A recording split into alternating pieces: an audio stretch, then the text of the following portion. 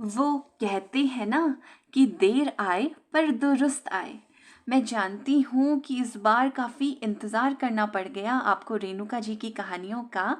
और मैं ये भी जानती हूँ कि आप सभी को बेसब्री से इंतज़ार रहता है उनकी कहानियों का। लेकिन ये भी कहते हैं ना कि सब्र का फल मीठा होता है। तो आइए ले चलते हैं आपको उसी मीठे फल की तरफ और आपको सुनाते हैं एक खूबसूरत सी कहानी रेणुका जी की। नारी सशक्तिकरण के झूठे दंभ में अपना सुख चैन खोते लोगों की कहानी। आइए शुरू करते हैं। आज हरिराम को नींद नहीं आ रही थी। उसकी आंखों के सामने बार बार वही दृश्य घूम रहा था जब वो मंगला को नववधू के रूप में इस भरे पूरे घर में लाया था। घी दूध धन धान से परिपूर्ण घर देखकर ही तो मंगला के बापू ने उसका हाथ हरिराम के हाथ में दिया था। किंतु प्रकृति कभी इतनी निर्दयी हो जाएगी ये किसी ने सपने में भी नहीं सोचा था। लगातार प्रकृति की मार झेलते हुए अब खेत खलिहान भी घुटने टेक चुके थे। सारी रात विचार करने के बाद सुबह होते ही हरिराम ने बड़े भाइयों के सामने अपना निर्णय सुना दिया। अब वह शहर जाकर कमाई का कोई अन्य साधन ढूंढेगा जिससे कि पूरे परिवार का पेट आसानी से पल सके। बहुत मतभेदों के बाद जब हरिराम को शहर जाने की अनुमति मिल गई तो अब मंगला जिद पर अड़ गई कि वह भी साथ जाएगी। लंबी बहस के बाद हरिराम ने हार मानकर उसे भी साथ ले लिया। दोनों को मजदूरी का काम मिल गया। जहां किसी मकान का काम चलता वहीं वे अपनी झोपड़ी बनाकर रहने लगते। इस बार उनकी झोपड़ी के सामने एक बड़ा सा बंगला था। साहब किसी विभाग में अफसर थे। विभाग की तरफ से गाड़ी नौकर और भी कई सुविधाएं उन्हें मिली हुई थी।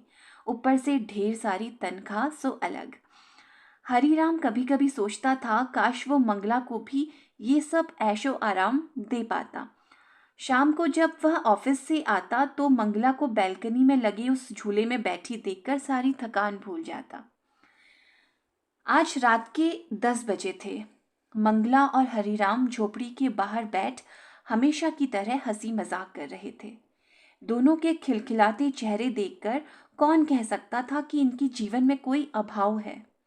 एक भरे पूरे घर में पढ़े पले दोनों आज सड़क किनारे एक दूसरे के साथ खुश थे। साहब बैल्कनी में अपनी पत्नी की प्रतीक्षा में अकेले खड़े थे। उन दोनों को देख रहे थे और सोच रहे थे कि एक ये हैं जो अपना और अपने परिवार का पेट पालने के लिए मजदूरी कर रहे हैं, फिर भी हमेशा अपने जीवन साथी के साथ हैं। और उनकी पत्नी जो सब सुख और पति को छोड़कर किसी मल्टीनेशनल कंपनी में मजदूरी कर रही है, सिर्फ अपनी आधुनिकता की भूख मिटाने के लिए।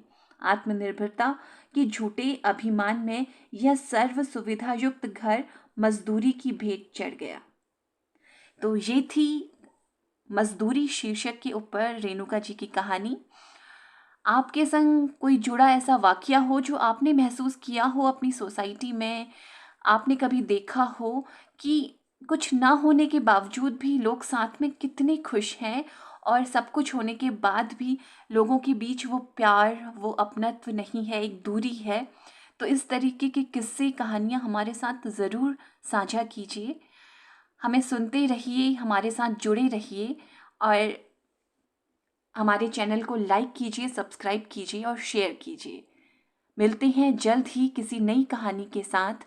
तब तक के लिए नमस्कार।